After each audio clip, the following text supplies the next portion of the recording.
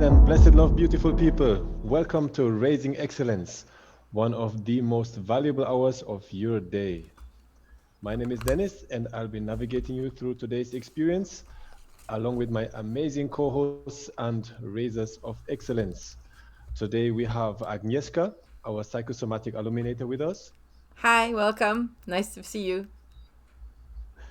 Say hello to Willow, our trauma consultant. Hi, everyone. And we also have Michael, our opportunity ambassador. Hello, everyone. Welcome to Raising Excellence. Glad to have you here. One of the best hours of your day. I'm so glad to be with you again. And this week, today we're finishing this week's topic, which is mastering challenges. And the theme for today's podcast is moving from darkness to light. Where else would we be moving, right? What comes to your mind when you hear the title of today's show, From Darkness to Light? What's the picture that pops up in your mind when you hear that, guys? A basement. Something black and white with various shades of gray in the middle. I don't know. I've got one of my favorite books, The Secret of Light by Walter Russell, which most people don't know. But man, the guy was a freaking genius. Wow, what is that book about? Can you? Oh, The you read Secret it? of Light. What is it?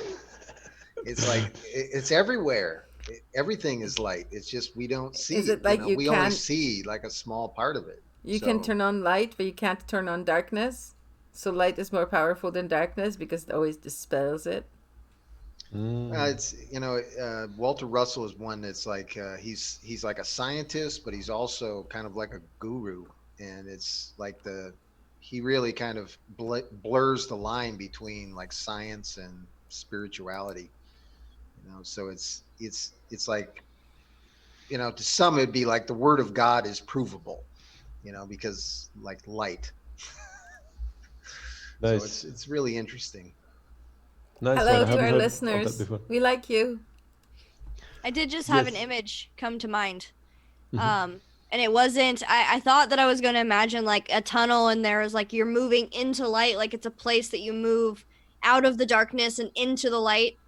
And then I realized that's not at all how I feel it actually is.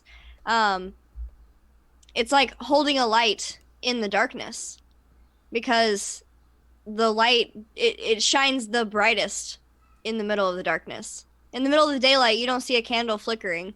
Usually, it usually takes dark to illuminate it to highlight it and bring it to your attention. Nice one. And also, it takes for you to know what darkness is in order to appreciate the light, right? If there was no darkness, then you wouldn't even know the difference between darkness and light. Wait, are you So- getting to contrast? Are you going to now say contrast is a good thing? Because without contrast, you do not know what you enjoy in life. I don't even label it as good or bad. I think it's just, what it is there. There is contrast, but without maybe adding like a quality to it in a way. What I picture, one of the things that come to my mind is we just say like was it Willow who just said about a channel and seeing the light in the end of the channel? So what I thought of was being born, birthing, the light on the end of the channel, the first light that we see when you come to this life. That's also out of darkness into the light in a way. And Are you saying that Not- every reincarnation is just back into the tunnel and out the other side? well, I don't know. I always imagine what we know there's, for like, a sure is that waiting one room. tunnel that we passed through. I always imagine there's like a waiting room in between where like you decide whether you if I believed in the whole reincarnation thing, which I'm not sure that I do fully, but I'd be like, no, there's got to be a place because some people are just not ready, I think, to come You're a back. little Some people quiet, need Willow. rest. Is that just me? Am I? Yeah. Sorry. I hear you fine. Okay, good. Maybe We it's will just me. find out on the recording or the stream, I'm sure. And our audience will probably tell us they were Practice getting on our really good. audience. Let us know. They're getting really good at just letting us know pretty quickly, actually. And I Except for forgot to last mention episode. that, to invite our audience, of course, to give their input and feedback, in in real time. We love to hear from you, and we love to get feedback. And this is a co-creation. So be part of the co-creation of this show. And yeah, you're not only being passively entertained, but we value your input very much. So yeah, write us and drop us a line anytime. We give Another you thing that like I a picture. global hug from around the world. Yes. But remember your mask. Stay safe. Another picture that came to my mind, when I hear darkness, out of the darkness into the light, is the picture. I picture a lotus flower. You guys ever saw a lotus flower in real life? In They're real amazingly life. beautiful. I'm gonna say no, not in real life. And it's if you look at the pond, it might even like be a really deep pond, and you see those beautiful flowers, and that's what you see when you look at it from above.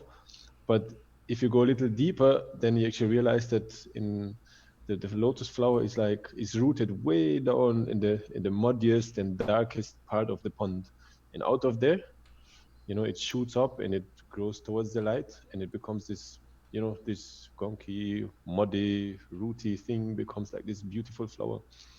And yeah, so, and then of course darkness and light makes me think about nature, about the cycles of nature, the days, the months, the years You mean that like the pass. Demeter cycle of winter, darkness, crying, sadness, and the happiness, rejoicing, reuniting?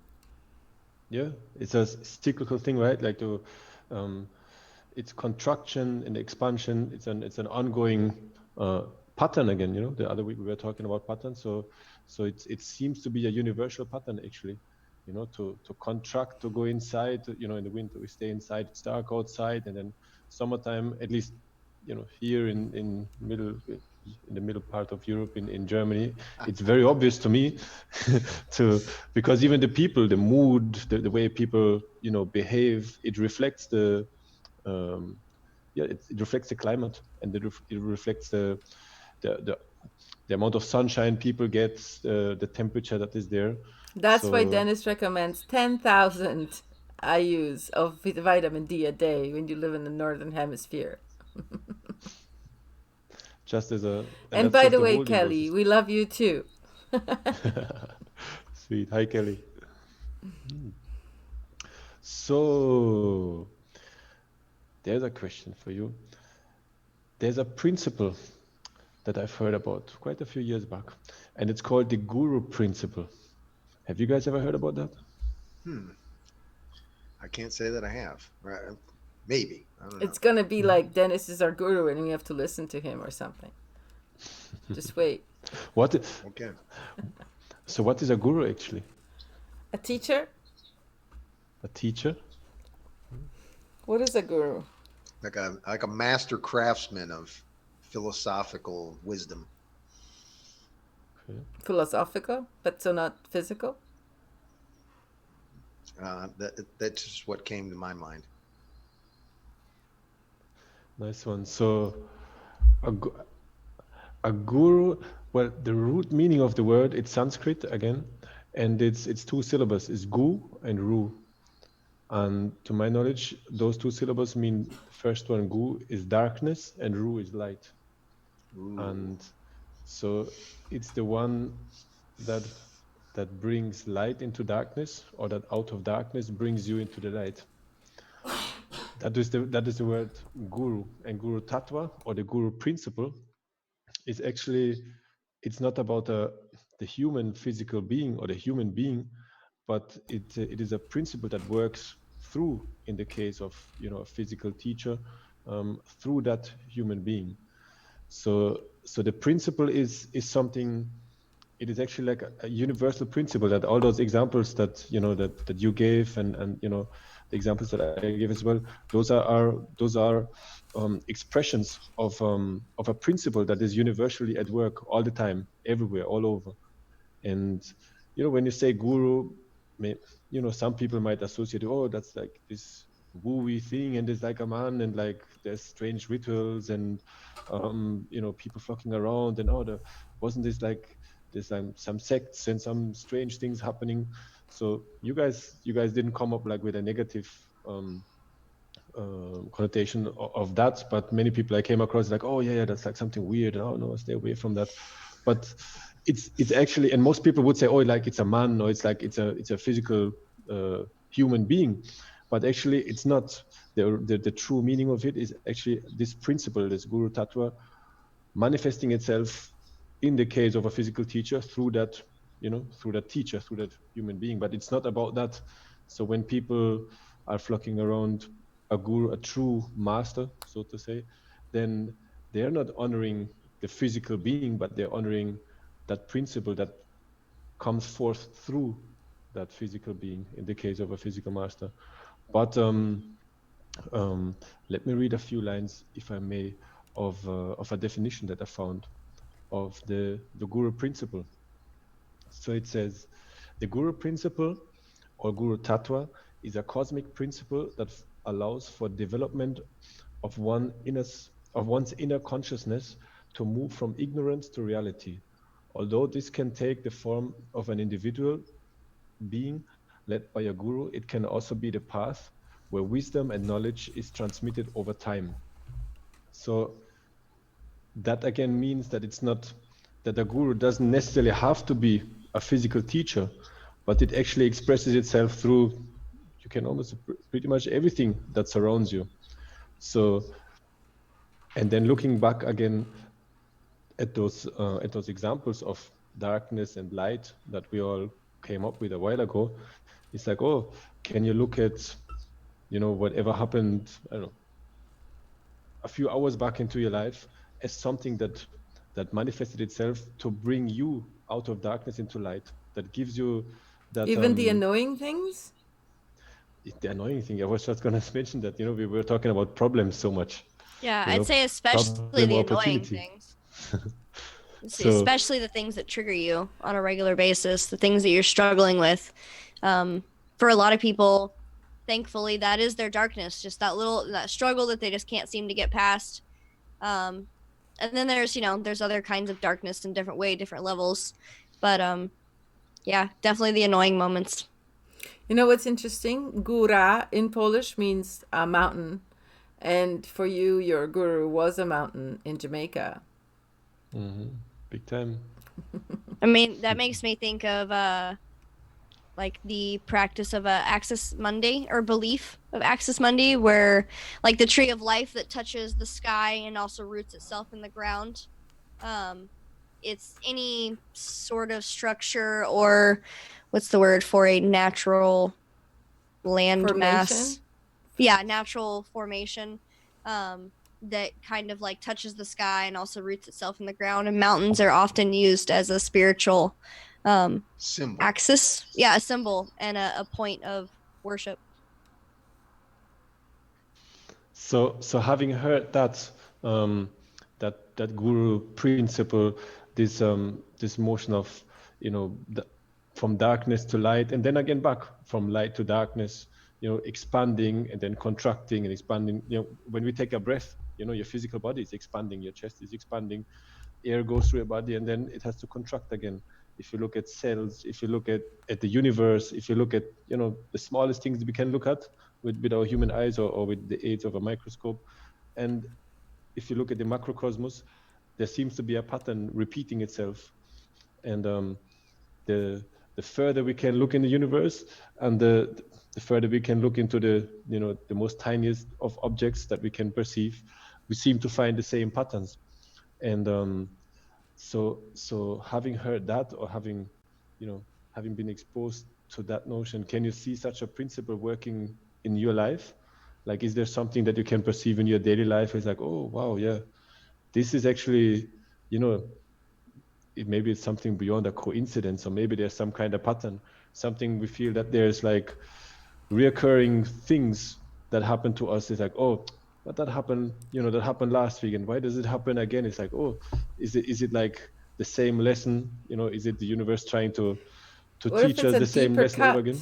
It's like a more elaborate version of the same lesson. Like, so you have issues with abandonment. We give you this kind of abandonment. Okay, now you got over that. You fixed it. You're no longer in danger of that kind of emotional experience. So now let's give you a deeper cut. But it's all for your ultimate success and development, I suppose. Yeah, Yeah. I was gonna say I definitely use I was trying to gather the words because they're not exactly coming to me the easiest tonight.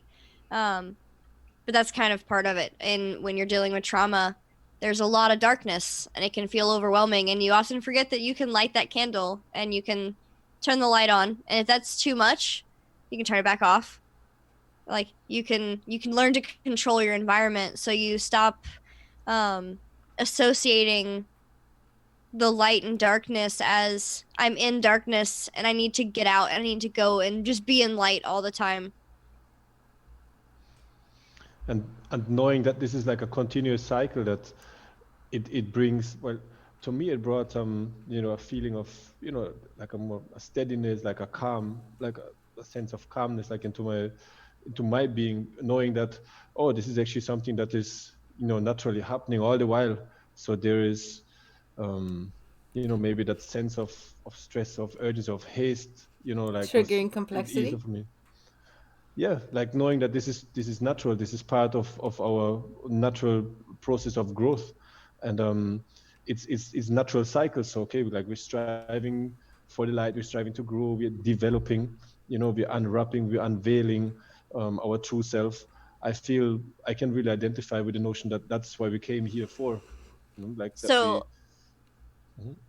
I'm reminded of a bunch of my friends who have been through trauma and they either classify themselves or in my mind they tend to have a lot of thought processes of nihilistic behavior and a thought process.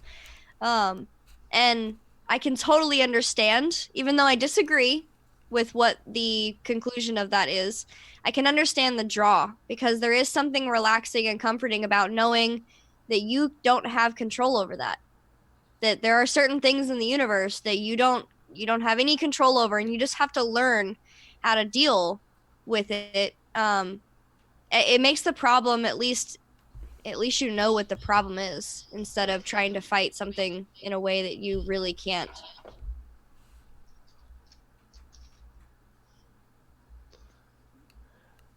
So when you identify the problem as what it really is, then, and that's really connecting to what we talked about in the last show, then, you know maybe it's not that bad again, because it's an opportunity in disguise, or it's something that But can what are you gonna propel say to your the people who development. have like real problems, who like people die or they're about to die or something? Like, it's still not a problem?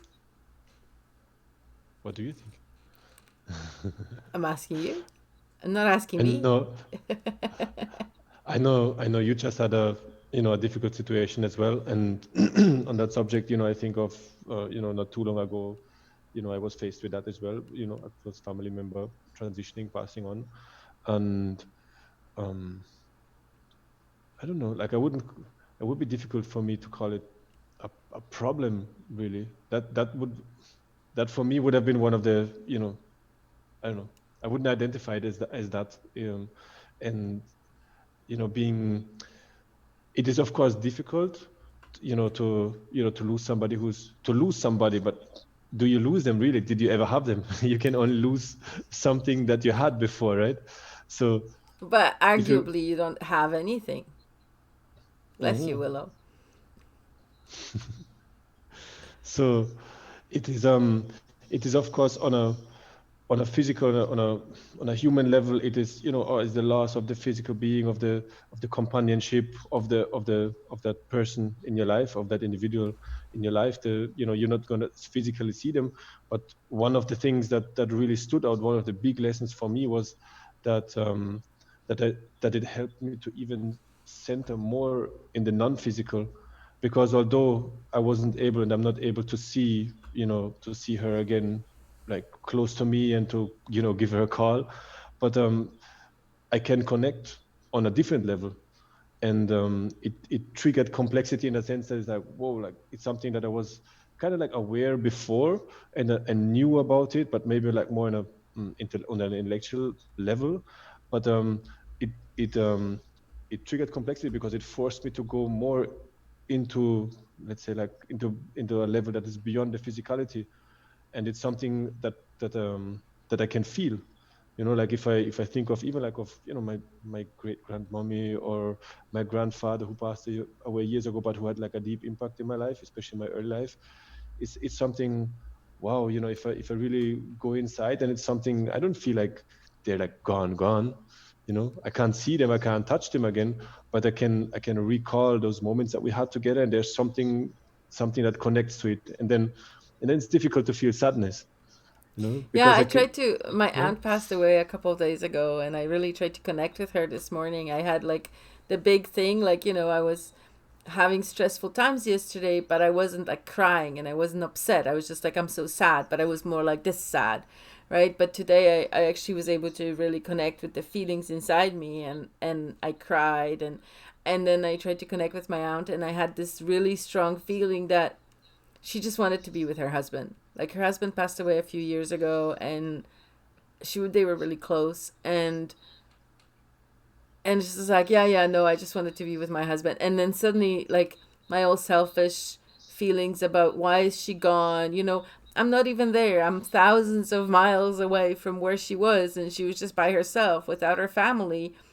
just living there by herself. And maybe being with her husband is better for her.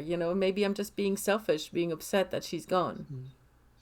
It's an attachment, right? So where fear plays into it as well, our own fear of death, of dying, we talked about that before. And then it's an attachment also to the illusion, really, of having somebody in the physical, of having the illusion that, oh yeah, he or she is going to be here always, and I can reach them, I can touch them. And so it's a great teacher. Like, I feel that this principle is actually teaching us through that, like on really extreme levels for some of us, because it really forces us to connect not only to uh, the, I try and struggling to find the English word for it. It's not steady on the non-steadiness of our physical being. Unsteadiness, Instability. Yeah, instability, unsteadiness. instability. Yeah, that it's not something that's there forever. Like our physical body has been given to us also, just for a certain time. We don't even know for how long. It's not something, that It's we can just a even rental. yeah, it's a rental, so to say. We don't. Transient nature. How about that? Yeah, nice one. Thank you Transient so much. nature of being a human being. And it reminds us of our own transient Imagine if nature, that's right? how car rental companies operated. You can rent this car and you're going to pay per day, and we're going to take the car whenever we feel like it back. And so you're like driving down the highway, and suddenly, nope, your car's done. And then you're So walking. Well, I don't know if that's actually the way it is, because No? I think it You could think be we that we know pre-plan? our time is coming, and I mean, we we go to can the kind of. rental company and we're like, I'd like to rent a Lexus for like 67 years, but I want it to be a nice sporty model. Or you go, I don't need as expensive a car, but I want to rent it for like 112 years. I don't know. I'm reminded of all these stories that I hear about, and I've actually witnessed. It was really strange. Actually, I'm just now recalling this, so it's a little strange for me as well. But how many stories have we heard about people who they're holding on to life until they get to say goodbye to someone, or they get to see, they are in the presence of someone that they heard what they needed to hear. I don't know what the triggering moment is, but it does seem and look, and it just looks like as if these people are actually holding on for something, and then they allow themselves to give up. There's like I'm ready to go. So I think free will does play a strong part in it. I just don't, it's not measurable. I don't know enough about it to be able to say that's what this is. There's a great book. It's called Man's Search for Meaning by Viktor Frankl, that talks about how he observed people living and dying in the death camps, and essentially it was the people that had purpose that survived, and the people that had no purpose died. And they really just gave up. They gave up on themselves, or they gave up on the situation. And then, like he is a perfect example. He had this manuscript to write that they took away from him, and he like pledged to himself, I'm going to rewrite that book, you know. And he did. He lived 40 years beyond the death camp, you know. And then there was people that they wanted to just survive the death camp, you know, or they wanted to meet their um, their siblings or their parents or whatever, and then when they found out that they had gone, they died too. So So there's in a way, then they made that situation their teacher. They made that situation, however devastating it was. Or Monday we talked about the capoeira in the background in slavery in Brazil. So people then would be able to not be caught up in that situation, but they were able to look beyond it and to transform a devastating situation into something that actually taught them how to see the light, even like while being surrounded by darkness. And even if I think about like our natural, or like, let's say, most people's natural way of growing up, um or development, like first we would have our parents, those would be our first natural teachers, really, for most of us, mommy, daddy, close family. Then later on, like, we go out in the world and we get friends or schoolmates that also become our teachers. Then the physical teachers in schools, the professors, that lecturers, that teach us. Then for some people, it becomes, if they're into certain types of religions and so on, then there are people also influencing them, teaching them in their way. And then for some people, they might go further and look for like for spiritual guide, that brings them, carries them around, or takes them by the hand and walks side by side with them, because nobody can go the path that you're supposed to trod on. But it's rather something, a teacher that is worth his salt is what a teacher, that is very dear to my heart, of mine, keeps on saying, is always going to guide the student back to him or herself. And um and eventually, I think the journey ideally leads you back to yourself, to your own self, because that's what it's really about. And that's what I've been finding, like, whether it's through martial arts, through capoeira, or even like permaculture, and then like a holistic approach to life, seeing us as holistic beings.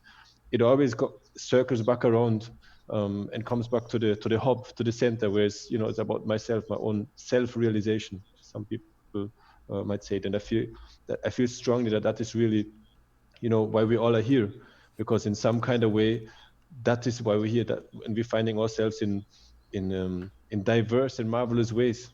Somebody is into, I don't know, dealing with animals or birds or horses, and that he can find him or herself through that. And somebody else is into Lexus and cars. So everybody has his own thing, his own niche, his own corner. And I think that is what we're trying, in a way, also to motivate and to invite people to do, to find out where your strength, and where's that thing that you love, that really comes naturally to you. Where's your purpose in life, that one unique thing that you came here for. And how can you harness that? How can you improve upon that? How can you put yourself in a situation where you can really live your full potential in this world that you came here with? And then how you can inspire others to do the same. Because for me, it's not that important that every student I have has to become like a capoeira instructor or a master. So it's not, that's actually not that important. Like, I of course enjoy it because I love capoeira. So if I'm surrounded by people who love that too, that's something I can share with. But at the same time, if what I teach in my classes is something that helps the student to find their own joy, and to tap into their own full potential, whether that's going to be capoeira or whatever it's going to be, then I think that's really my goal, when I work with people, to really um, put them in touch with their own true self and with their purpose in life. So do you Y- feel? Yeah. well, I was going to say, I interviewed Anil Gupta last night, and he said words are powerful, and you've got to make sure the words that you use, and the words reflect the intentions that you have, and the real meaning of what you want to get across. And I realized that when I said died, I should have said passed on, because really, like, past, there is a like nothing, energy is never lost. It's just transformed. And so that's kind of a much better word, because I think everything that humans do is like a transformation. And like the more that we do that, Sort of like when you dye an old shirt a different color and it passes on to be a new shirt. or a Well, rag. I'm gonna say, I'm surprised more people aren't aware, or at least thinking of the idea of like, yeah, you pass on, you go, like you transform in some way. A lot of people just assume that you do die, maybe you go somewhere else, but you're you. I You think don't transform. But I mean, how many of us watched The Lion King? They had a whole song about it with pictures and everything. Like it's I not that guess I hard to gotta watch that understand. one. Well, I thought it was cheesy. I am a Disney movie lover, although I very much disagree with a lot of the things that Disney the philosophy. did agree with. Philosophy, and there's just a The lot of bad backstory. stuff around. Yeah, backstory. But and even in his movies, I'm not so sure about them. I don't know that I'll show them to my children. But I've been analyzing them, and that's one of the things. Like they have a point where when he's talking about, yes, they're lions and they eat the gazelle, and then when they die, they become the grass, and the gazelle eat the grass. And it's like, well, yeah, in that sense, like that's just science. We know that that happens. And where that really hints at is that, the whole cycle of life and death, of, the things that are not permanent. And if you look around, how many things can you perceive that are actually permanent, that stay, that don't change? One of And our that, and I listeners wants to know if you're pregnant, Willow. I'm sorry. Why do people keep asking me that? You're not the first person. Who are you? I was Eric. Oh, I'm like, why are people asking me that? No, I don't. As far as I know, Now I'm you're gonna not. have to log into YouTube and reply to his comment.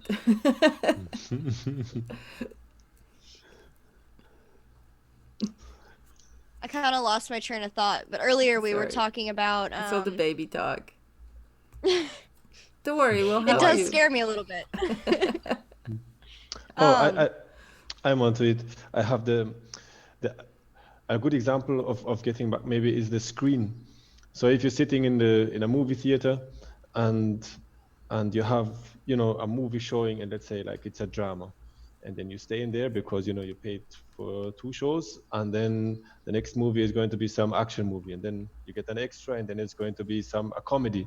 So what changes is the images that are being portrayed, like on the screen in front of you.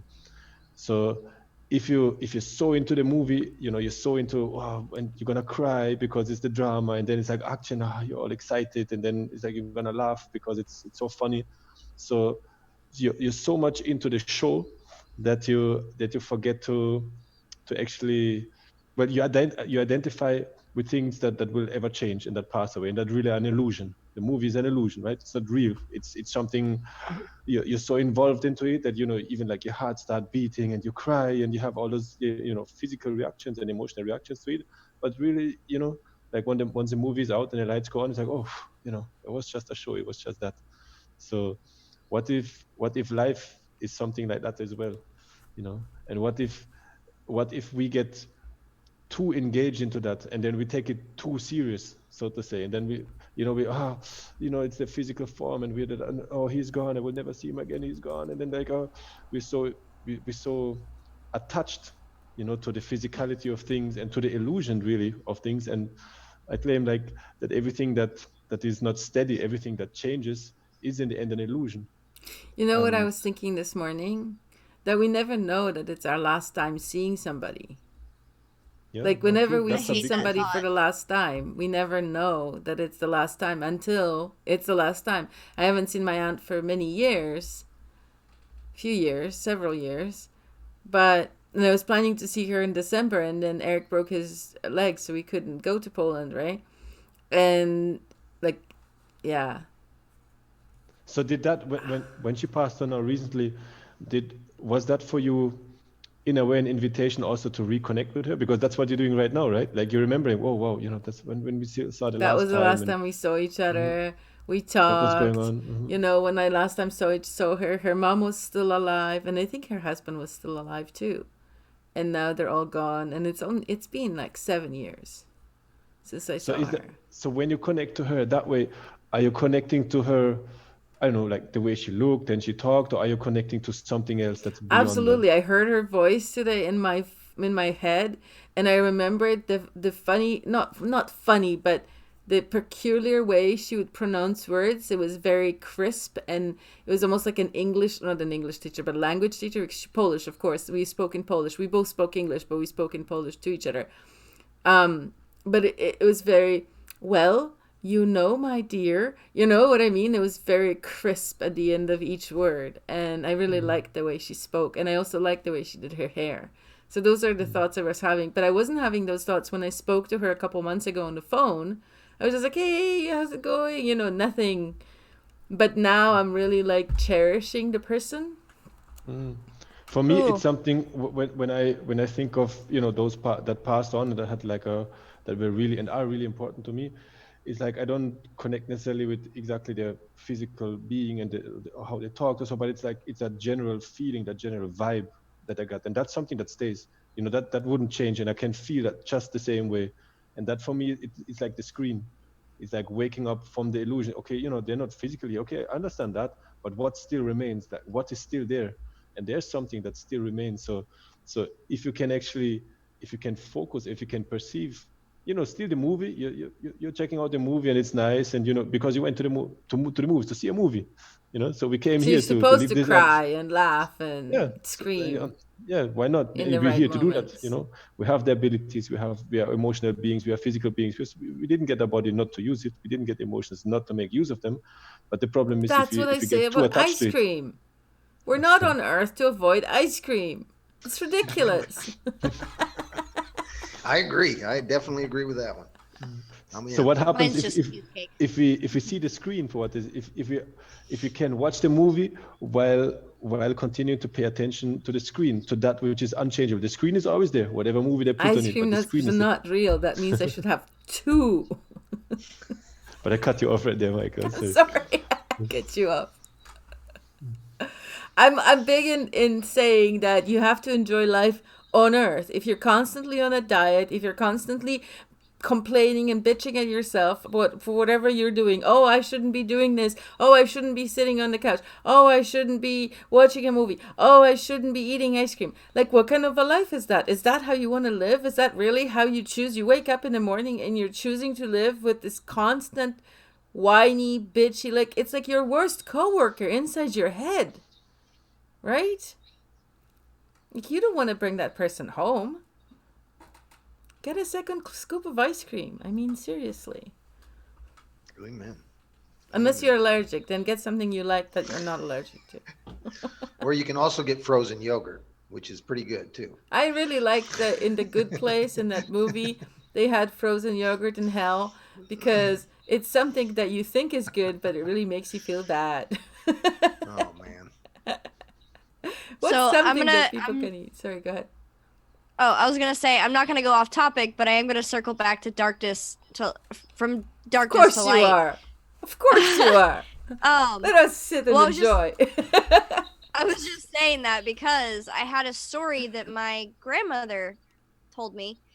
So she was really into telling us all about our Native American history, and apparently we are of Choctaw descent, and they have this story about these little elf men, dwarf looking things. They've got a cool name in the language and everything that I don't remember. And they end up kidnapping children. So these children usually suffer a traumatic experience and then they're kidnapped, or they're just kidnapped, which is a traumatic experience. And they're taken into the woods and they are offered 3 different... Sorry, this is a legend. I just realized that I need to make sure that people know that this is a legend. This is not actually a practice. I get carried away thinking about the story. They're and not I'm like, little elf midgets. No. This is all legend. But apparently they take these children into the woods and they teach them, or they offer them 3 different things, and one is a weapon, the other is poison, and the third one is medicine. And the story behind is you choose one, and you will be instructed in the ways of this tool. So if you choose the weapon, you will wield it to hurt people. So you might wield it to protect people, but mostly you're gonna take life. You're gonna wield a weapon and you're gonna fight people your entire life. If you choose the poison, you won't fight people, but you'll poison everyone around you, and you'll end up being like really just toxic on other people. And if you choose the medicine, then you become a healer and you bring light into people's lives. So there's only that's why I one good remembered option there. Well, here's the fascinating thing. So any child, this is part of the practice part, is what I'm saying from this point on. These children that claim to have these experiences, when they are brought back to the village, they are supposed to be left alone in isolation. You don't speak to them about the event. It never happened. And those children grow up to be the medicine men and the shamans of the village. And so, like, I'm not really sure. There's only one good option.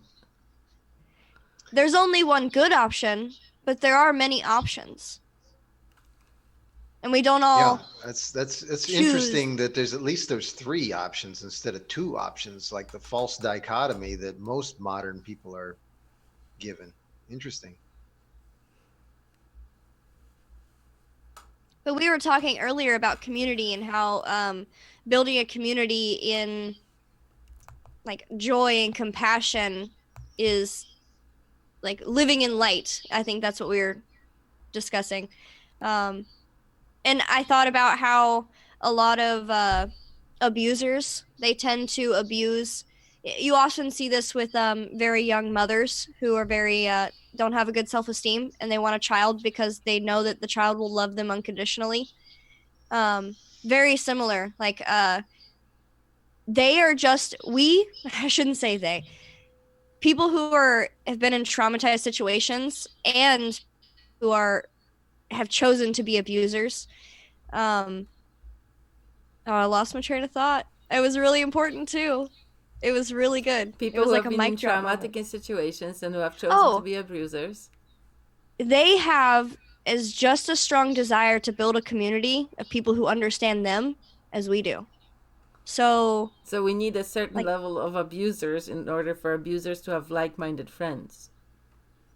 Well, that's what they think, and that's how this abuse gets perpetuated, because you end up just treating people how you've been treated, because eventually you will share the tools that you've learned how to use. You will share it with other people, and you will influence them in one way or another. That's a shift as well, right? That's at least what happened to me when I started work at prisons with adults and also with juveniles, which is I was never able to see them as just the perpetrator and just the ones that had to be punished, had to be locked away, and so, which is like what everybody else was like, the vibe, the wardens and other people were putting on. It's like, oh, they have to be there and you have to punish them and they did wrong and they did this and that. But it's like I couldn't look at them and like not see the victim as well. So it always has 2 sides. So it would be really, not looking at the whole if you just see them as somebody who did wrong and who, I don't know, killed or murdered or whatever it was. But there's always, and the more I would, the better I would know them individually. It was like, wow, it was so, it became obvious, what happened and where it came from in many ways. And so that created a different level of I guess of understanding where they came from. And it was not if I would have judged it right away, oh, you're this and you're that, and so that would have closed off like a whole different level of connecting to them. And I think that is also just another example of, if you're able to kind of hold back and to not get engaged with all the flimmery pictures and the smoke screen or the movie that's being shown, but if you can see the screen that's behind it, and it's like, oh, what is steady there? What is connecting this guy with me and with everything around us, is there something that we all have in common? And what is that? The Is that the water thing inside our that's unchangeable? bodies. The water inside. We have that in common. No? The water inside our bodies. Yes, because No, we're I made was mostly actually just out of water. thinking. Yeah, that's But that changes too, pretty right? common. So is there It something? flows. So what about love? We all have love. I think we all have the capacity to love. You can't give I something agree. you haven't been receiving, or you can't give something you don't have. And just like that, we're back to effective self-parenting. That's what it all So- comes down to. So Seems what You does can't it then? move from darkness to light. You can't transform or move this energy around without effective parenting, without knowing where you stand and the ground that you stand on, without being able to see what's around you and put a label to it. So what does it then mean to master challenges, really? Is it only to recognize, okay, and to be aware of, okay, there's a problem? Is it to go beyond that and to not only see it as a problem, but also to see the opportunity there and to determine a solution from there? Or does it mean to master that? Does it mean to even go a step further and go beyond the dialectic of problem and solution, and to actually, center yourself in your true being, in your true beingness, and then to find out who is actually having a problem right there? Well, Because if I'm reminded. if that who is something that changes, then that's just another illusion. And then if you realize that who you really are is even beyond that, then if there's nobody who has a problem, then there's no problem. I'm reminded of my schooling. When you have a series of problems and then solutions in a class period or over a week, what do you call that? What do the teachers call it? A lesson. It's not a problem and a solution. It's a lesson. It's something to learn. So when they say we're going to punish you, we're going to teach you a lesson, that's not a lesson.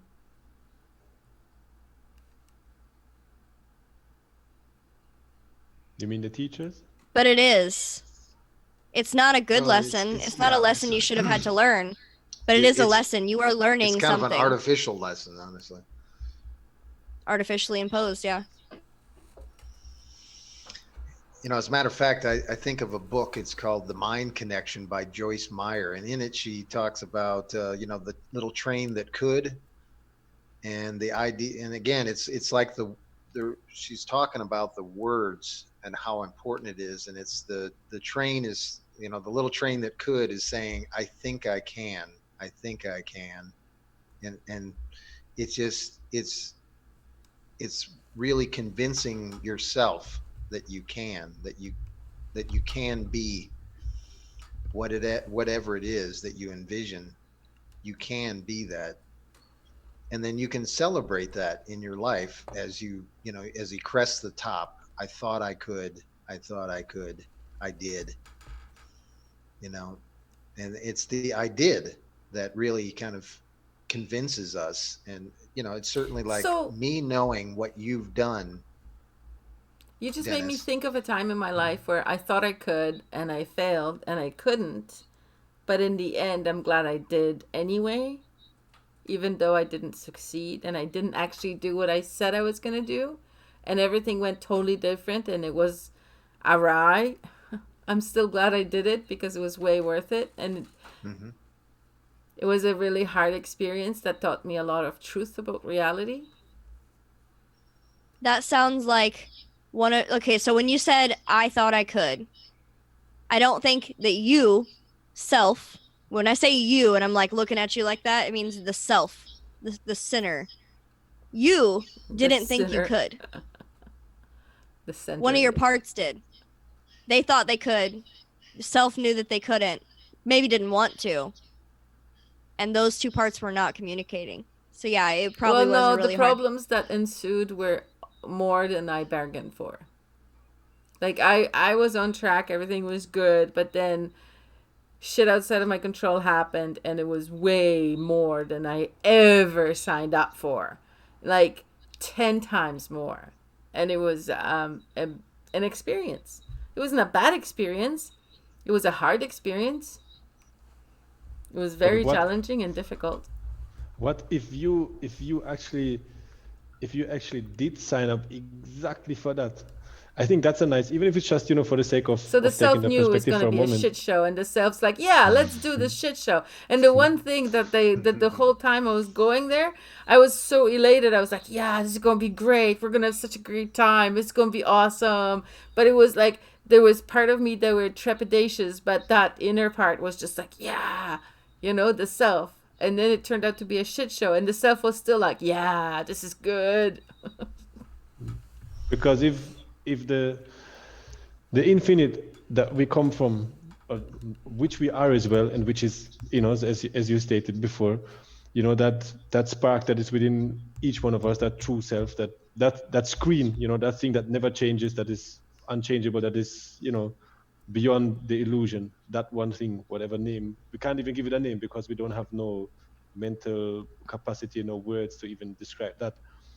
If that would come, well, it wouldn't even come to this reality, because coming into this reality that we're in right now is already is a finite reality, right? So it's a contraction. So that again carries me back to the theme of the day, is darkness and light. So it has to contract itself in order to express itself in a limited version, which is us. We are limited. Our physicality, our emotions, our intellectual capacity, that's like really a limitation. That's not infinite, that's finite. All of that is finite.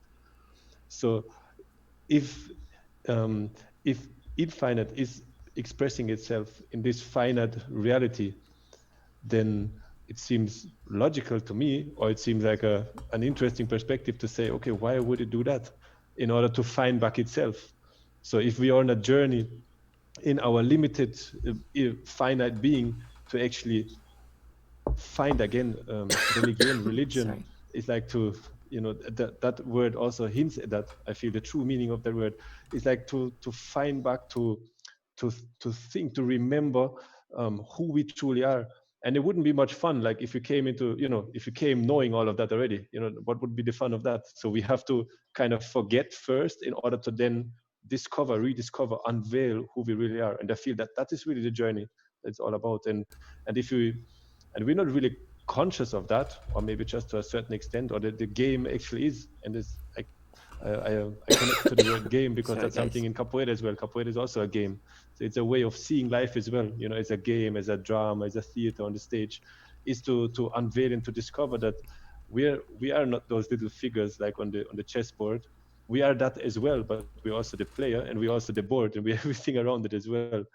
And I feel that is tremendously exciting then, to see that we're not only the moving pictures and the illusion that comes and goes. We are that as well, because we are coming and going, we're changing ever so, but the thing that we truly are is the screen, is all of the aspects, is all of the drama. We're even the crowd that applauds, to the theater that's being played on the stage. We're all of that at the same time.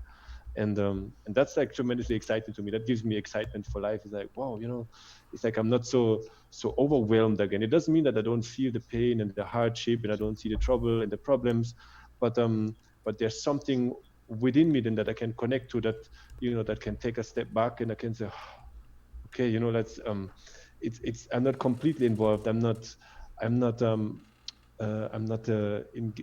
attached to the car that I'm driving. I don't have the illusion that I am the car. And if somebody scratches the car, it's like, oh my God, what did you do? Like, you hurt me. So it's like, no, you hurt my body. I can feel the pain or so, but that's just a part. Maybe it's even the least There's of who I a really am. there's a quote that I like. I can't remember who said it. It said something along the lines of, "We are not bodies that have souls. We are souls, and we have a body." That's what that reminded me of. Like, we own a body. It's ours. Spiritual beings with a human experience. Do we own the Yeah. body, or are we responsible for the body? We own it. Some response better than We others. have complete control over it. We can make it do what we want. Yeah, okay, just checking. And from I was going to say something. Dennis, in regard to this experience that you've given us over these past few days, I feel like I know you so much better, because you've demonstrated these three different areas and how they've connected, and then you've demonstrated, you've done things that that we understand, like you thought you could, or you came to a situation, you thought you could correct the situation based on the resources that you collected, then you did, and then you did it. And the fact that you did it, and it's the same really with all of us. We've had our experiences, and we've collected information from those experiences and the wisdom, and we're sharing that wisdom.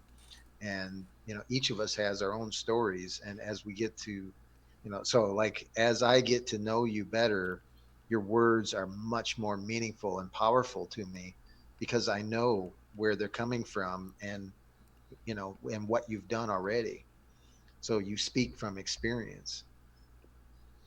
Well, thank you for that. It's like I couldn't and I wouldn't be able to do that if it wasn't for the framework and for the vibe that we together create. So I think that is, and I see that like I give a lot of value to that, and regardless of how many or how little people are watching or looking at that, that has never really been like of so much importance to me. Of course, if it helps people, I would love to see that, but still, like it is something so fulfilling because I feel certain things like in certain ways that I can express that, and if I can express that in a way that you can connect to it, and you can understand where I'm coming from, then that just means that we made that connection. That Yeah. we're on different ends of the world, and we have tremendously different experiences, and we come from different walks of life, but yet we can find like a common ground, and we can find that common thread in all of our lives, and that's really exciting to me, because if right now the four of us can do that, without even sitting in the same room, but sitting in our A global global hug. sofa, in our global, our hub in our living room. That was the word. Then, wow, imagine like what kind of potential is there actually, for more people to come together, even without physically being there. But that's already something that goes beyond, what most people can actually conceive can happen. I think it is, it's really showing and demonstrating the potential that lies within um, each one of us. And yes, I mean, I just hope that this can be an inspiration, for our listeners and for our audience, and yeah, to not only connect with themselves, with their true being, but also connect with those around us. And yeah, so thank you so much for that. I'm really humbled and honored to share with you, and I feel the same. So it's amazing if we can do that, without even having physically ever met yet. I'm I looking think forward to now would support be a with good you. time to flash up Dennis's card. Oh, that's his card. Yes. There we go. Oh, Good idea. So if I anyone have. else, if anyone else relates to Dennis and wants to hear his powerful, impactful words, they can. Yes. Okay. Come and check out the website and challenge me to bring some light in. I don't want to say your darkness, but into your life. your Like that's dreary, really dank basement. that's really Into what I your enjoy life. to do. Into your life, Into yeah. your life. There you go. I feel that is the journey that we're all on, and the experiences that I've had, and the few skills that I was able to forge is like it fulfills me. It gives me pleasure, and it gives me joy if that can be useful to other people. So if I can So help hang you on, hang with on. any of Because I just realized something. You're like doing the closing arguments. We're shutting down the show. It's all super no, there's good. something missing. But there's We something forgot something. missing. You never talked Oh, about the yeah. fallacy of the week. These people are going to be so disappointed that there's no fallacy and they're fallacy less. And how are they going to be able to understand the world around them if they don't practice their fallacies of the week? I was So gonna We go can't leave straight him there. hanging. we So- Don't can't. worry. So you I had it. explain the fallacy, then I'll show the picture that you prepared. It's not the picture from the book we usually do. It's a Oh. different picture that Dennis made himself. So It's much more subversive. it does not reflect the opinions of the podcast Raising Excellence, maybe just the individuals within it. But it does reflect current events. The what? Current events, It yes. does reflect yes. current events. So explain this fallacy to us, Dennis. So what's the fallacy? The name of the fallacy is called default bias. The heard default that? bias. Default Dun dun. Yes. Okay, so why is it a fallacy? It is a logical fallacy of automatically favoring or accepting a situation simply because it exists right now and arguing that any other alternative is mad, unthinkable, impossible, or at least would take too much effort, expense, stress, or risk to change. Oh, so like, for example, combustion engines, right? It is what it is. It would be too expensive to change it, so we keep driving combustion engines, cars. There's nothing better. And although, they're a little faulty or so, but it's better the devil you know than the devil you don't. Speaking of the devil you know, I will flash the graphic that Dennis prepared for us. Brace yourselves. For a split. Do it quick before the algorithm catches on.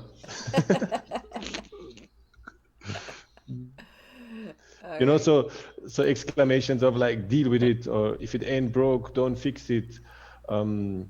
Making one's peace with the situation, just get used to it. Yeah. Those would be signs of that fallacy. Yeah, there's a lot of that around us. Just in That's general. Unfortunate. But and honestly, it is a bit of human nature, because our brain is one in which it tries to simplify things because it consumes a lot of energy. So we want to try and create simple patterns that we can assume are the way they always are, but we got to be a little bit more scrutinizing when it comes to that. And don't necessarily believe the experts. Make up your own mind. You are capable of analyzing data and making up your own mind. Absolutely. It's one thing to accept, what is. Like, if there's a situation, okay, you have to look at the situation and say, okay, that's what's happening, that's what's going on, so that's a foundation.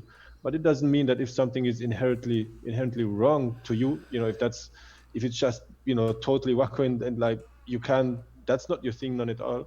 That doesn't mean that you have to go with it and not do anything to change that situation. That's how I see it. You would have to accept that it is okay. It came about, where it came from. Okay, that's a thing. But like, if that feels wrong to you, then we have the capacity, like we said earlier. We have been given a body, we have been given emotions and an intellect. So why not use it in order to change things, to make it better for you and for everybody else around you? Sounds like a good plan. So, should we talk about next week? Yes. What are we going to talk about next week? So next week I have something special prepared for you guys. I got the very excited #1 expert in psychosomatic therapy. Oh boy! In the Western Hemisphere. Wow. I believe, well, maybe in the world now even. And she's coming for the Monday show, and she's going to answer some questions. And I think that question that was asked today about how powerful are words, what's the actual meaning of words, we should definitely ask her that, because she has a lecture on that, and it's very interesting, the things that she says about that. So, and then and then you have other psychosomatic speakers, people who've experienced sessions, people who teach psychosomatic therapy. So it sounds like that's fun. Amazing. I'm so excited already. Like I got a book from the library, which I got before the whole thing closed down. So I have it still for like 8 weeks. I can't return it. And I will make sure I finish this book over the weekend to ask some astute questions next week. Nice. Well, we do have, I'm a psychosomatic therapy expert myself as well. I'm a master therapist. But we do have a psychosomatic therapy teacher coming on Thursday and the super master on Monday. So, yeah. It'll be I'd fun. like to and answer for Wednesday. that comment. Which I'd like to comment? answer that comment about how powerful are words. Okay. This is something my husband, he just asked me one day when I was asking the same question. And he was like, babe, you are so into witchcraft or any kind of like magic stuff. why do you think it's called spelling? Yeah. I was like, oh, okay, I get it. Yeah. Yeah, that's one thing. But yeah, there's more to it too. So, and the English language is a very interesting language because it has a lot of meaning beyond the meaning. So, like the What word was in the beginning? understanding as opposed to the word Stand. knowledge. You know what they say in Jamaica? They say overstand. Rasta talk doesn't say understand, it's overstanding, because we don't stand under, we overstand things. Oh, yes. Oh, And that's actually- and the vocabulary. peanut gallery says that grammar is grimoire. It's from grimoire. Yes. And also, And what was the word that Dennis was just saying? My mind went blank. in the beginning, there was Overstand instead of understand. Oh, the etymology of the word hypnosis means under knowledge.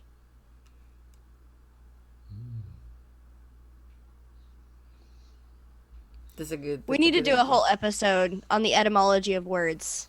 Oh, we we could could talk do like for 70,000 episodes on that.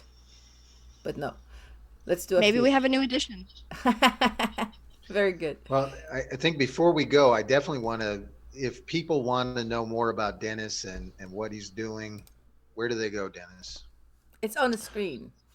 Oh, sweet. Wow, we're so far. It's the second Check out my time we're website. showing this today. It's my full name written out, Dennis Eckart, DennisEckart.de, which is for Deutschland or Germany.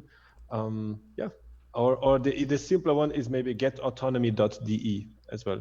And yeah, so I do holistic life coaching, and I enjoy helping people on their journey towards freedom, whether it's on a emotional, physical, intellectual level, or even like from a spiritual perspective. And I enjoy passing on the skills and experiences that I've had, and helping you on your individual journey. So come check it out. Nice. I look forward to Nice. talk to you. So, are we going? Are there musical and instruments, and are they close enough to the microphone to do some outro music? Yeah, there's one here. It's called the Agogo. You know the Agogo? Put it right in That's front all- of your microphone, so there's none of that cancel thing. No, we're all good.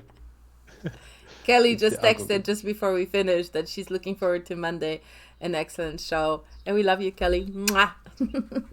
Yes, thank you you, so Kel. much. Number one fan. Thank you, everybody. And everybody else too. Yes, people who are not writing, we love them too. We just, the writing. We don't know who you are. We don't know who you are, Mister on Facebook. But we appreciate you anyway. Although I suspect I know Yes. who the people on Facebook are. I have a suspicion. In any Give case, thanks for the gathering. Peace and love to each and everyone. all right. Until we see you again. Bye. Bye. Bye. Bye.